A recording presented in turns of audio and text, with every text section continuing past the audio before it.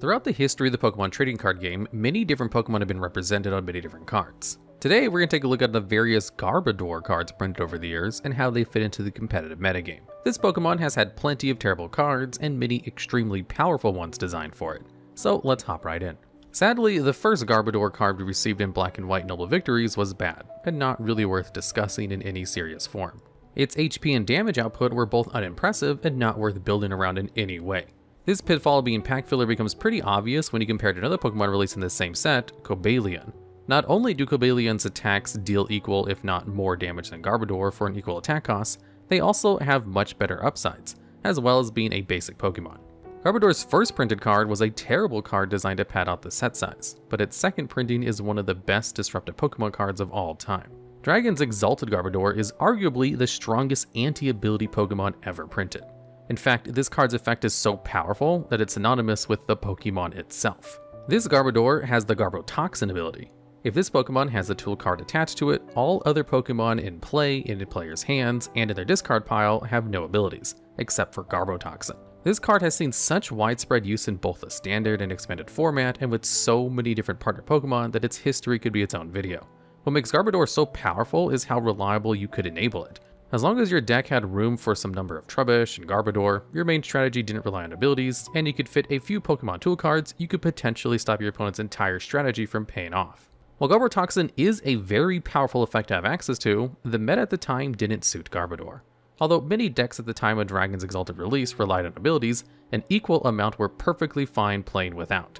Decks built around Darkrai EX, Mewtwo EX, and Sableye didn't rely on abilities to deal massive damage or recycle powerful item cards.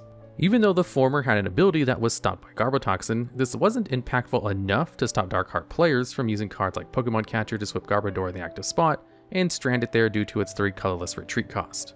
Even in matchups where Garbotoxin was problematic for the opponent, the prevalence of Pokemon Catcher meant that you had to set up multiple Garbotoxins, or else they could easily gust up and KO your only lock piece. Garbodor also faced the initial issue of not having many good cards to pair with. Most Garbodor decks originally used Darkrai EX as a powerful attacker that could spread damage and quickly end games with Garbotoxin in play, since Darkrai's Night Spear attack was capable of 2-hit KOing all Pokemon EX. Generally though, this wasn't the best deck to play Darkrai in, so these decks only saw use as anti-meta strategies if a player expected ability-based decks to be relevant at an event. There also weren't many good tool cards used alongside Garbodor initially. Most players opted to play Rescue Scarf, a card with the effect to return a Pokemon's attached to your hand if it gets KO'd. Really though, decks never really wanted this effect unless it was put onto Garbodor. As more sets were released into the standard format, more cards that worked well alongside Garbodor, as well as more decks that matched up poorly into its ability, were released. The Boundaries Cross set introduced Landros EX, an extremely efficient attacker that didn't rely on ability and thus paired well with Garbotoxin. Landros' Hammerhead attack dealt 30 damage to active Pokemon and 30 damage to one of your opponent's bench Pokemon for only a single fighting energy. This attack was extremely efficient and allowed for a Landros EX to deal spread damage and set up multiple KOs from the very first turn. When combined with Garbotoxin, some decks couldn't recover from an early deficit. One such example was decks built around Boundaries Cross Blastoise's Deluge ability. These decks needed their ability in order to properly function, and since Blastoise was a stage 2 Pokemon that evolved from a 60 HP basic turtle that got 2-hit KO'd by Hammerhead, Landros Garbotoxin decks easily shut down the entire strategy. With the release of the Plasma Freeze expansion 2 sets later, Garbodor received a card that paired alongside it so well that the combination still sees play to this day in the expanded format. Floatstone is a Pokemon tool card that gives the attached Pokemon no retreat cost, an effect so good this card is seen as one of the strongest tool cards of all time. Not only did this tool card fix the issue of Garbodor having a massive 3 colorless retreat cost that meant it sometimes got stuck in the active spot, but Floatstone was good in any deck. The release of this card meant that the player looking to include Garbodor into their deck no longer had to use subpar tool cards as a cost to gain access to Garbotoxin. Access to a tool that granted any Pokemon free retreat costs also opened up a few more Pokemon that could pair alongside it. Terrakion EX became tough to deal with since it could move out of the active spot for no cost, use Max Potion to heal off any damage, and then Terrakion's Pump-Up Smash attack to set up 2-hit KOs and attach 2 basic energies from your discard pile back into the retreated card. The deck could make these plays with Floatstone, but having a tool card the deck already wanted to run made splashing Garbodor for otherwise tough matchups much easier. Plasma Freeze also introduced a new ability-based deck into the metagame. Team Plasma decks wanted to use Deoxys EX's Power Connect ability to boost other Team Plasma Pokemon's damage by 10 for each Deoxys in play. Some specific plasma variants built around Lugia EX relied on its overflow ability to take one extra prize card whenever Lugia knocked out a Pokemon in order to get ahead on your opponent. As the 2013 World Tournament rolled around, a Garbodor deck built around the previously mentioned Sableye and disruptive pieces like Crushing Hammer and Hypnotoxic Laser made the top 4. By the time of the 2014 national seasons, 3 more sets were released, some of which provided Garbotoxin decks another boost in playability. The XY base set expansion contained Yveltal EX and Raichu. Both of these Pokemon were powerful attackers that didn't rely on abilities. The former's Evil Ball for 1 dark and 1 colorless energy attack did 20 damage plus 20 more for each energy attached to both active Pokemon. The latter's Circle Circuit attack for 2 colorless energy did 20 damage for each of your bench Pokemon in play. Yveltal EX could easily deal 80 damage with Evil Ball by just having 2 energy and a Muscle Band attached, or just using Oblivion Wing for 1 darkness and 2 colorless energy to deal 90 damage and move one of its energies to another attacker as a means to preserve resources on the board. Both of Yveltal's attacks easily set up the other for strong 2-hit knockouts. Raichu could exploit the common Yveltal's electric weakness in order to set up big 1-hit KOs as long as you had a full bench. Garbodor decks built around Yveltal EX as a strong attacker under Garbotoxin won the French and Australian Nationals, with the US Nationals being won by a Garbodor deck built around its old partners Landorus EX, Mewtwo EX, and Circle Circuit Raichu. Although these types of decks didn't convert very well going into the 2014 World Tournament, a Yveltal Garbodor deck did break the top 8. Since Garbodor was reprinted in Legendary Treasures, a large reprint sent at the end of the Black and White era, it was also legal for the 2015 Nationals and Worlds format. For Garbodor's last standard format, it gained 1 more strong EX Pokemon to partner with, arguably the best partner this iteration of Garbodor had during its time in Standard. Seismitoad EX could use its Quaking Punch attack for 2 colorless energy to deal 30 damage and prevent your opponent from using item cards during their next turn. Throughout Garbodor's time in Standard, the best way to deal with Garbotoxin was to use its supporters and items to continue setting up and looking for answers to the ability. Quaking Punch completely shuts down your opponent's ability to use item cards to beat Garbotoxin. Having been able to play an extremely disruptive game plan that stops your opponent from using both abilities and items made this deck incredibly strong, and helped it take first place in the 2015 US Nationals. Unfortunately, the deck failed to convert well at the World Championship that year due to meta adaptation, although winning multiple national tournaments across multiple years certainly shows how strong Garbodor and its partners were. With the release of the Ancient Origins set, Legendary Treasures rotated out of the standard format, taking Garbodor out with it. Luckily for Garbodor fans, its 3rd iteration in card form would be printed in the Breakpoint set 2 expansions after the standard rotation. This 3rd iteration of Garbodor would continue the legacy of the previous by securing its own competitive niche, because Breakpoint Garbodor also had Garbotoxin. Outside of an irrelevant attack that never mattered since there was no reason to attach energies to Garbodor, this card was functionally identical to its predecessor. It had 100 HP, the same 3 energy retreat cost, and same ability. Floatstone was even legal alongside Garbodor, since the former received a reprint in the Breakthrough expansion 1 set prior. This iteration of Garbodor had many potent partner Pokemon from its onset, like Breakpoint's Darkar EX, whose Dark Pulse did 20 damage plus 20 more for each dark energy attached to all of your Pokemon for only 2 colorless energy. With strong energy acceleration like Max Elixir, this attack easily reached enough damage to take consistent 1-hit KOs on many 2-prize Pokemon. Another popular pairing was Garbodor alongside Mega Manectric EX, with its Turbo Bolt attack that did 110 damage and attached basic energies from your discard pile to one of your bench Pokemon for 1 electric and 1 colorless energy. This deck played extremely similarly to older Terrakion EX Garbodor decks, being able to switch in and out of the active spot and take 2-hit KOs, maintaining strong healing and attaching a constant flow of energy. Despite this, ironically, it was also poorly positioned in its first few formats, much like the original. The standard format leading up to the 2016 Worlds Championship was heavily dominated by Night March decks. This strategy was built around putting as many Pokemon with the Night March attack into the discard pile as possible to have the named attack deal 20 more damage for each of them. Garbotoxin had little to no utility against these decks outside of shutting off a few card draw abilities from various support Pokemon. The bigger issue with this deck was that Night March decks played so much card draw that your opponent could simply draw a ton of cards in order to set themselves up to have an answer to Garbodor their next turn, such as a Startling Megaphone, which removed all 2 cards in play and stopped Garbotoxin from working. Decks built around Garbotoxin had a poor matchup into Forest of Giant Plants decks using Vileplume's Irritating Pollen ability to lock both players out of items.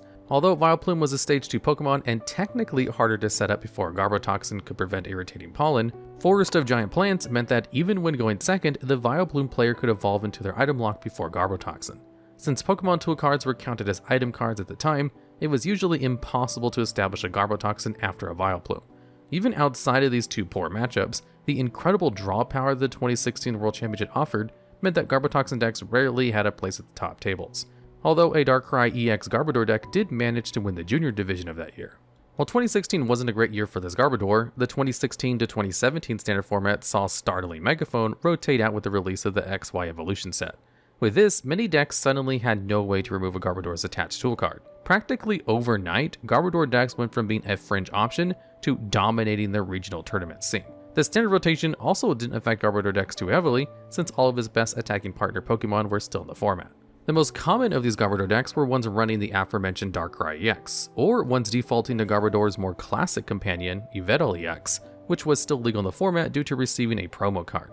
The classic Yveltal Garbotoxin decks ended up being the most played and highest placing during this time due to Yveltal's efficient attacks being powered up as early as the first turn with Max Elixir. These decks also adopted Breakthrough Yveltal as an alternate attacker that could quickly set up multiple knockouts on EX Pokemon in the same turn with its Pitch Black Spear attack. This attack costs 1 Dark and 2 Colorless Energy and deals 60 damage with active Pokemon and 60 damage to one of your opponent's bench Pokemon EX.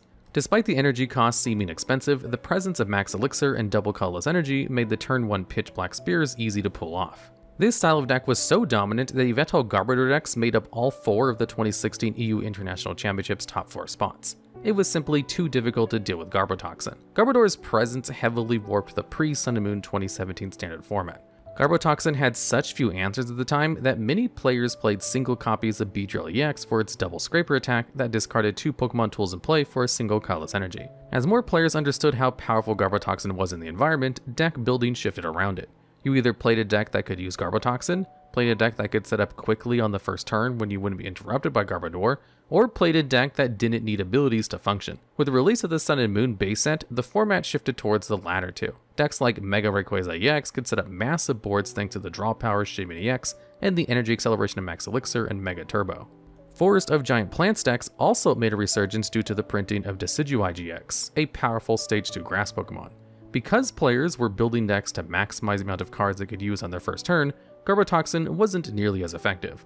Some decks that would have previously used Garbodor actually pivoted to playing Wobbuffet instead. Since Bide Barricade shut off all non-psychic Pokemon's abilities as long as Wobbuffet was in the active spot, it could lock out your opponent's crucial draw abilities from the very first turn. With how the format was shaping up leading into the next few Sun and Moon era sets, it looked like Garbodor would fall out of favor due to being too slow. With the release of the Guardians Rising expansion, Garbodor decks would undergo a drastic evolution as its best possible accompanying Pokemon was released. The 5th Garbodor card ever released came out with the Guardians Rising expansion, the second in the Sun and Moon era. Unlike its predecessors, who were solely viable for their incredible ability, this Garbodor had 2 attacks that drew attention to it. Its first attack, Trashalanche, costs 1 Psychic Energy and does 20 damage for each item card in your opponent's discard pile. Acid Spray costs 1 Psychic and 2 Colorless Energy to deal 70 damage and discard an energy from your opponent's active Pokemon on a coin flip. Both attacks were relevant, but it was the first one that really made Garbodor interesting. Trashalanche is arguably one of the strongest and most efficient individual attacks a Pokemon has ever had in the history of the TCG. At the time this card was released, the faster decks thriving in the metagame would easily go through 10 or more item cards on their first turn.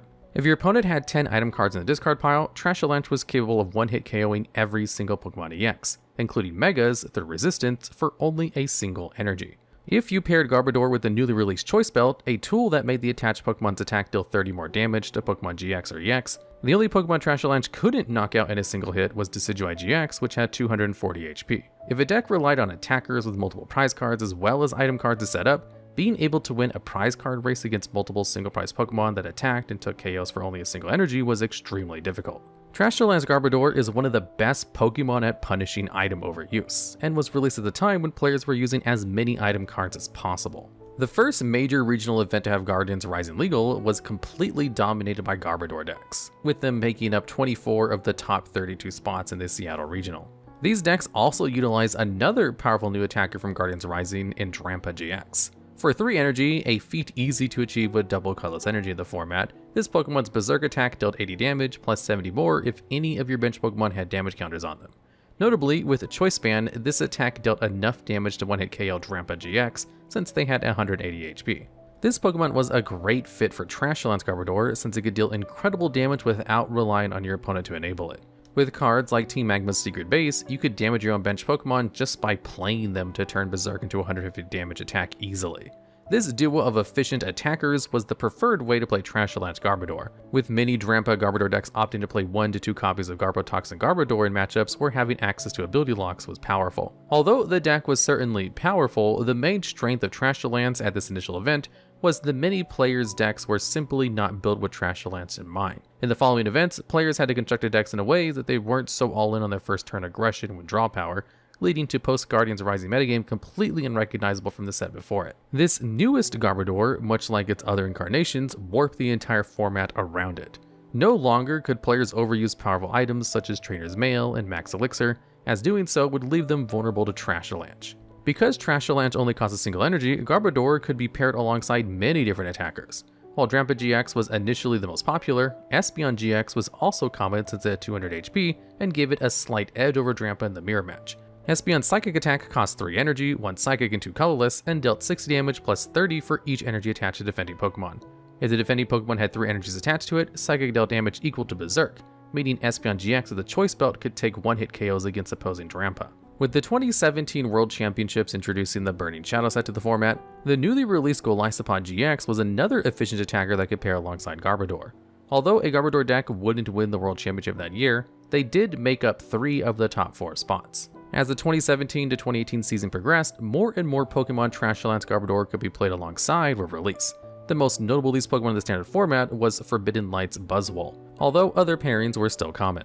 Buzzwole is a single prize attacker with a Sledgehammer attack that costs a single fighting energy. This attack does 30 damage plus 90 more if your opponent has exactly 4 prize cards remaining. While this attack isn't that impressive on the surface, many factors went into this Pokemon being a very threatening single prize attacker. Damage modifiers like Strong Energy and Deontay Prism Star made it so that Sledgehammer could reach upwards of 70 to 100 damage even without its own effect to boost damage. Similarly, Sledgehammer also dealt enough damage to one-hit KO Zorruis with a weakness taken into account. Many decks often utilize the versatile Zoroark GX, so being able to knock out its pre-evolution form with a single attack was a great boon to any deck looking to use efficient attackers.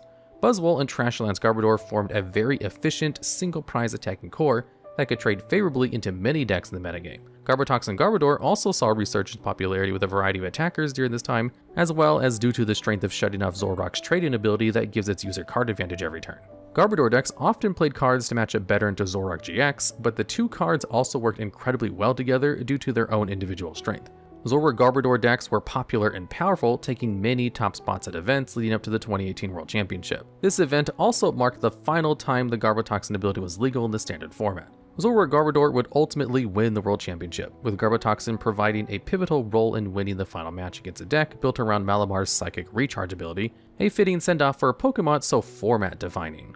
Following the rotation of the remaining XY sets for the 2018 to 2019 standard format, Buzzwole Garbodor decks remained a mainstay at top tournament tables in the early metagame.